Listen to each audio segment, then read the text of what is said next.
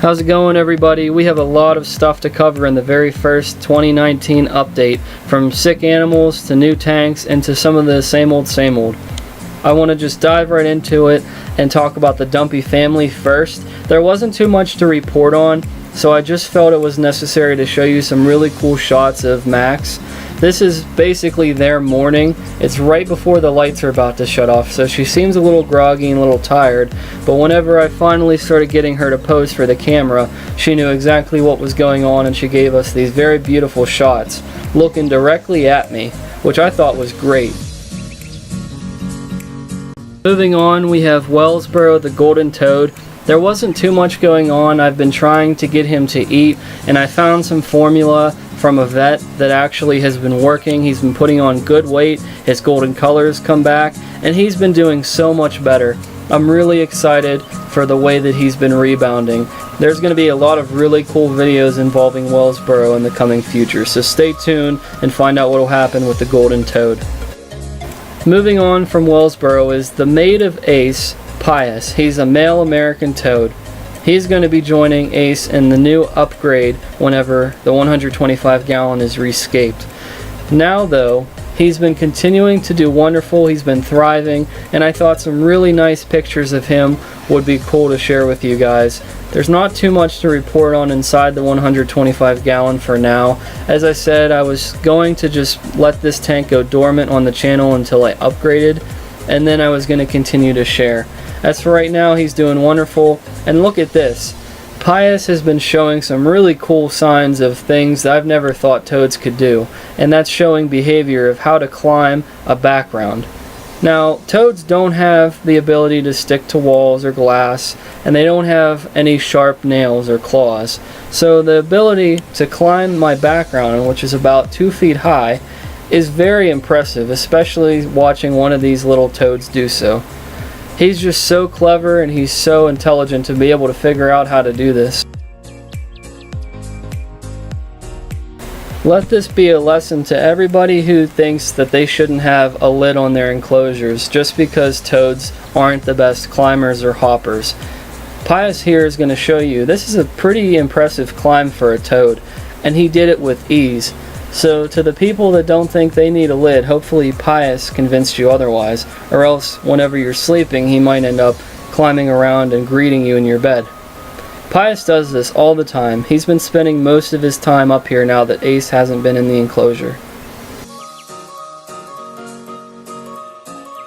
Speaking about Ace, we have a lot to report on her condition as well as Bane. Both animals suffered from a prolapse.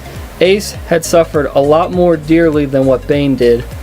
When Bane suffered his, I pulled him into a separate enclosure and he began to get dewormed and to go through the process of getting clean. Bane is actually doing wonderful. There's not a whole lot to report on for him because he's been doing so well. However, Ace was doing a lot worse than what Bane had been doing. The previous vet that I was taking her to didn't think there was anything more that could be done and wanted to put her down. I had a last resort and found a vet that was kind of far away from me, but I made the drive, and I'm very glad that I did, because not only is Ace making a steady recovery as you can see in this video, but she also helped me to get the supplements and the right diet for the rest of the animals. So if Ace hadn't suffered and gone through what she did, the rest of the animals that I own would have eventually suffered a very sad fate just like she did. It was very awesome, and I'm going to be very excited to share with you guys in the upcoming videos just about how special Ace is to me and about what this diet means, not only for my animals, but hopefully for yours as well. If you want to know a little bit more about the diet, then comment below and just ask. Finally, we have the opportunity to share about the Skink Dynasty. Here you get a chance to see Ruby. She's the offspring to the mighty Pharaoh and Amzi who rule the lands. Ruby is very difficult to film because she's fidgety and she's a little bit more nervous by nature. She's also really young, and she's also a lot smaller than the other skinks. But we'll definitely share more on her in the future. Moving on, this is going to be the enclosure for the Skink Dynasty. I was very excited when I got it, and I had to show you guys as soon as I put it up. It was a little difficult because the tank was a little bigger than the stand, so we had to improvise. However, it all worked out in the end, and I just wanted to show it off just because I was so excited for these skinks finally to get a good home.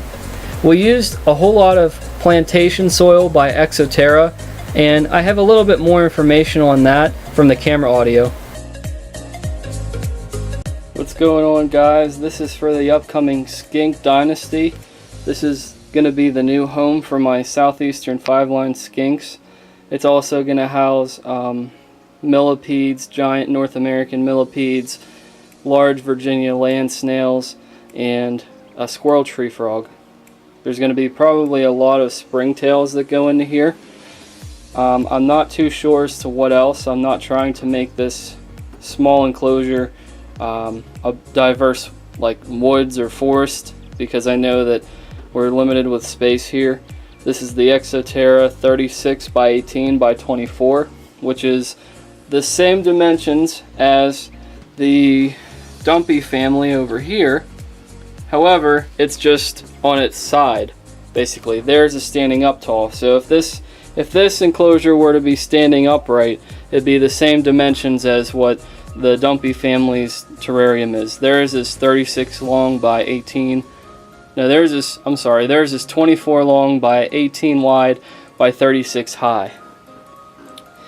So the first step that I did was setting in this terrarium on my trusty stand here. It was a little bit too big for the stand, so we had to improvise. Then what I decided to do, since this is a burrowing species of skink, and the squirrel tree frog obviously, they don't have to really do too much below the ground. I didn't really think that a false bottom would be necessary, just because I'm not anticipating using a fogger or a misting system. There's going to be some interaction. I'm going to be misting it daily, but not quite like what I would be doing for like my setups with my toads and the gray tree frogs even, because they do have misting systems and their enclosures require a lot more water. So the first step that I did, I just added a really common substrate. I'm not too worried about it. I'm going to be changing it in and out. So I'm not too worried right now about any problems with this. This is the Exoterra plantation soil, I believe. That's what I'm going to be using for the forest floor here. As I said, I know that there's much better substrate out there. You can make all kinds of different cool and crazy combinations, but I just have this on hand at the time. It's something I go to if I need emergency substrate. So I figured that I have so much of it, why not use a good bit of it here to do this build whenever, you know, this is the very beginning. So if I want to add a different kind of a substrate later, if I want to play around, I'll definitely do that. But just to get things underway, this tank has been a long time in the making, so I just would really feel more comfortable getting the skinks and everybody else inside this new enclosure. So just wanted to give a little bit of an update as to how the process is going and all the progress that I've been making. Just a little bit of stuff here, a little rock. I'm expecting the skinks to really enjoy that rock, and I found Zilla makes a really cool hide here, and I can put some moss inside and I can get it a little bit more humid, and it could be an escape hopefully for the skinks. I'm not going to be doing too much messing around with that because I don't want them to feel unsafe when they go in there.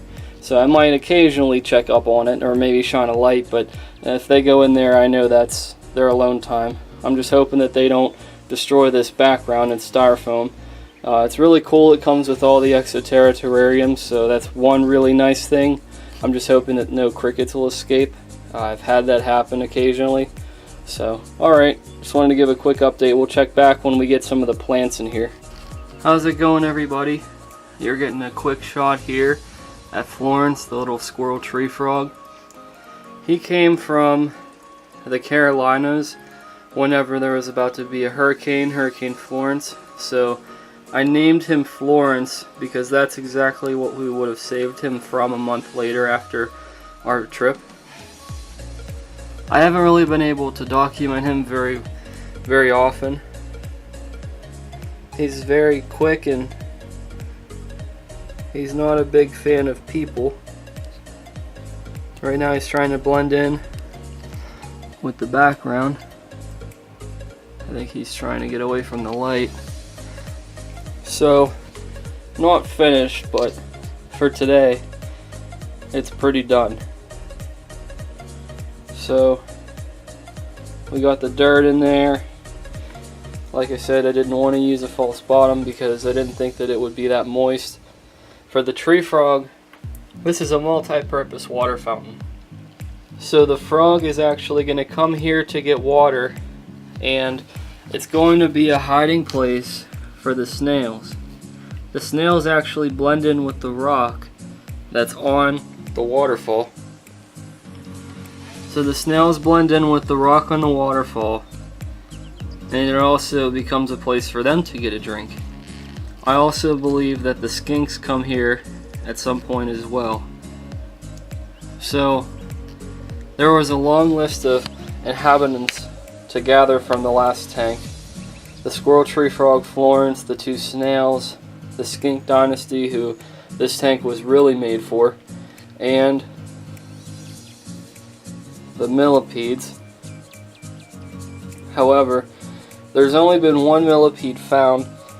And I can't show you because he dug into the dirt as soon as I put him in. But this is just a quick update as to how the build went. Didn't take me too long. If you're wondering what this is, it's actually a native species. It's an autumn brilliance fern. The goal of this tank, it's not a hybrid tropical enclosure. It's actually what something from the south would look like. It's nighttime right now, so I don't have the lights on, so Florence and the snails can come out, and also so I can see what nocturnal creatures show up here that were hanging on the fern. Right now, Pharaoh is the only skink in here. He's the leader in the Skink Dynasty, which is fitting, and he's the very first skink to be added. Hello everybody. Here's a finished product of what the Skink Dynasty finally looks like. Here you can see the autumn brilliance fern, which has been one of the most important plants inside their enclosure. I wanted to make sure it was the centerpiece for this because it's been with me for 5 years now. It looks a little bit rough, but that's because it's been spreading out and trying to get acclimated with the setup right here, because it also has to go through a change, not just the animals. And here, this is actually, I think, 2 or 3 years old now. This is Pachysandra. This is a ground cover. I actually have this in my western Pennsylvania woods, and these animals used to be affiliated with the toads, so that's why these two plants that they have in here are actually from the north, but they can also thrive in a southern setup just like this. But enough about the plants. The animals are all doing pretty well. I've heard the squirrel tree frog actually start calling inside here late at night. He's very nocturnal. He comes out probably around 9 or 10 p.m., which is pretty incredible that a frog could stay hidden for so long even with the lights out. And the millipedes, I have seen one of them so far. He's been running around along the ground area. The snails are actually doing wonderful. There's a snail right there on the background. I think he's sleeping right now, but they seem to be doing really well. The snails in here are fearless. The skinks don't bother them. The skinks don't bother the millipedes or the squirrel tree frogs, so everybody gets along. It's all based on the skinks, because if the skinks didn't want them, or if they wanted to eat them, they would. So everybody in here is granted mercy because of the skinks, especially the male skink, Pharaoh. He's massive. He's a lot bigger than what most southeastern five-line skinks are. He resembles more of a broadhead skink, if you know what that is. So the waterfall here, it produces humidity. It also does wonders for the frog. He sits in there. The skinks might go and drink from there. I haven't seen them do it yet, but I'm pretty sure they do. The reason why they're not out is because they're very nervous by nature, and they're also very shy, so it's very hard to get them on footage unless I'm feeding them, because they're just very fidgety, very quick. They can probably dig under the soil within 1 or 2 seconds and be gone. They'll be completely at the bottom, and there's no way to find them then. But this is the finished product of the Skink Dynasty for now. I plan on adding some plants and some other cool stuff. I'm sure you'll be seeing it in future videos. I plan on hopefully doing something special with the Skink Dynasty, as well as the Dumpy family out here. So you'll have to stay tuned and look for that. This is just a update video on all the different animals. Here's the Skink Dynasty. Here's a side look. Here's a side look at the Skink Dynasty.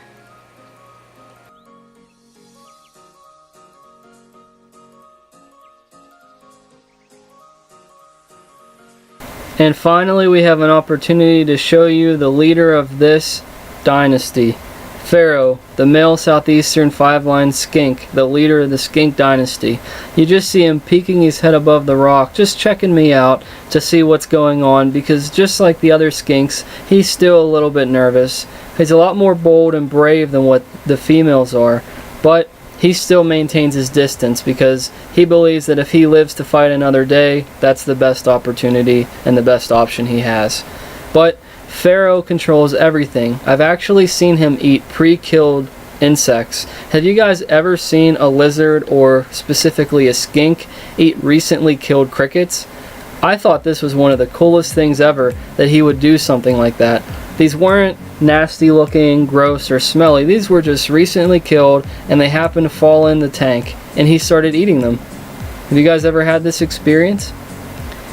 Here's another really cool look at Pharaoh, and he's right next to the water fountain.